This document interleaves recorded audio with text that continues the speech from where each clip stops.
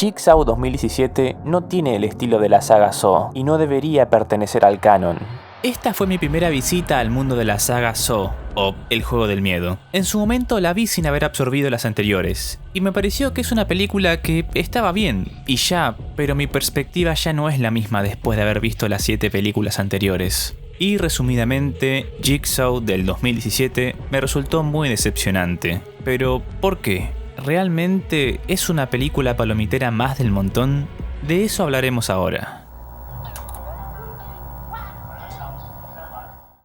Yo considero que la última entrega canónica fue en el año 2010, con la 7ª película, que ya estaba bastante flojita en calidad, pero cumplía con su objetivo de mostrar toda su crudeza tan característica.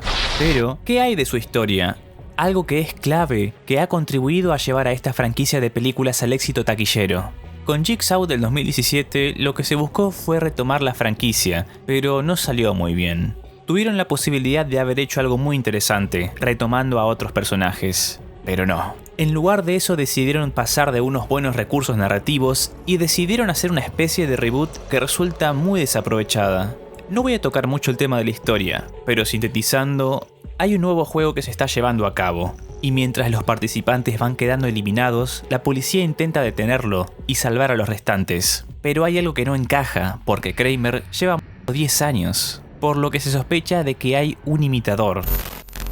Al comienzo hay una persecución que introduce algo de tensión y anticipa ciertos elementos, y rápidamente inicia el juego. Al decir verdad funciona bien, y los elementos característicos de la saga están presentes. La voz de Kramer, junto a su modo poético y frío de expresarse, un lugar extraño y hostil y las trampas, pero hasta ahí. Y acá ya empiezan los problemas. Y es que es muy diferente la dirección, el uso de la cámara, la edición, el montaje y la escenografía, porque todo es más limpio, más prolijo. La cámara se mantiene más serena durante la acción de los juegos.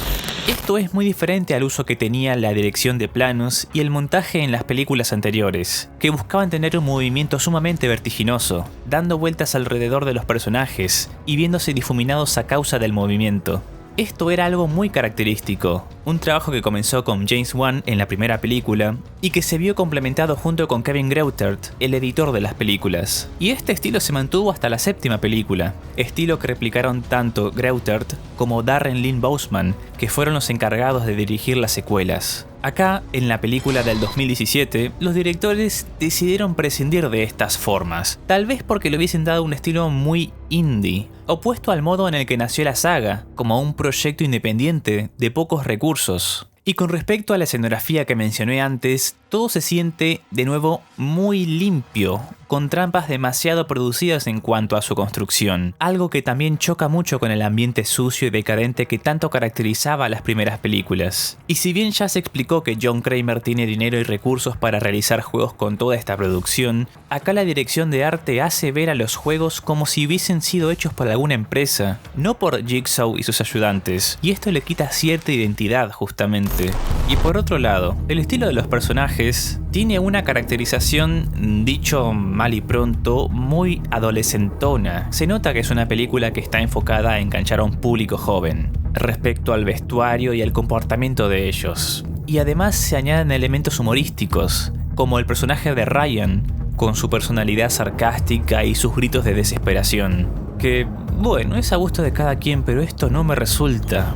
Porque es muy evidente que está puesto ahí para causar gracia por una cuestión de estructura hollywoodense que ya tienen previamente armada para lograr enganchar bien al público. Pero incluso ya en la primera película de la saga, el estilo que tenía también era bastante enfocado a la juventud. Era muy rockera, por decirlo de algún modo.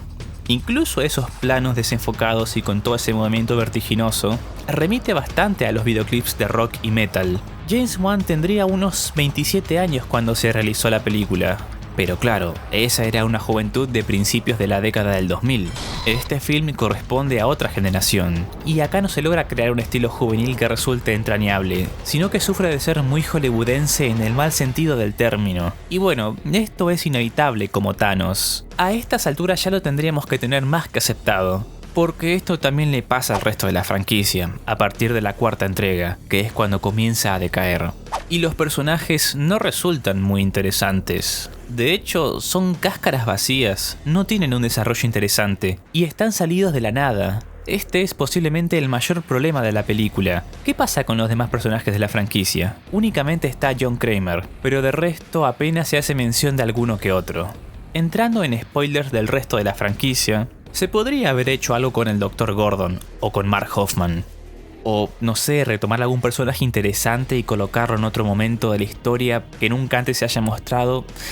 No lo sé, algo del estilo, pero no se aprovechó nada de eso. Y en su lugar se colocaron personajes que, como se suele decir, simplemente están ahí para hacer avanzar la historia. Y nada más. No hay ninguno memorable.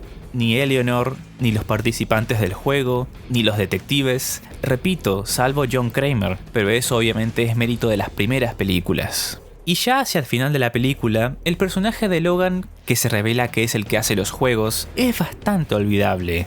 Encima salen con esa frase de "nosotros hablamos por los muertos", para decir algo profundo y poético, pero es cualquier bolazo. Resulta una frase sacada del bolsillo y otra vez nada memorable. En fin, Logan me resulta un psicópata aterrador, debido a cómo se expresa. Y sí, otros personajes como por ejemplo Mark Hoffman ya hacia el final perdía el norte y se llevaba a todos por delante. Pero las películas eran conscientes de esto y lo colocaban en una posición de ser peligroso, de antagonista. John Kramer, por su lado, era un personaje sumamente frío, que se lo colocaba desde una posición de cierta sabiduría bastante retorcida, pero que resultaba muy llamativa y hasta un poco entrañable dado el tan buen desarrollo que tiene este personaje. Pero Logan no resulta entrañable en ningún aspecto, y lo peor es que la película, en la forma en la que está narrada, pretende hacerlo quedar casi como un héroe, como alguien que hace justicia por el resto, que si bien más o menos cumple esa consigna, para mí no tiene cabida. Como conclusión, en sí, la película funciona, logra entretener. Fue la primera que vi completa, allá por el 2017, y creo que eso en parte me hizo disfrutarla en aquel entonces. Pero es para verla una vez y no darle mucha bolilla más. Porque entre su cambio de estilo de indie a típica película hollywoodense sin alma, y su poco interés por retomar alguna historia interesante, con potenciales personajes desperdiciados, termina siendo, sí, otra película palomitera más del montón. Es el equivalente a comer unas papas fritas del McDonald's.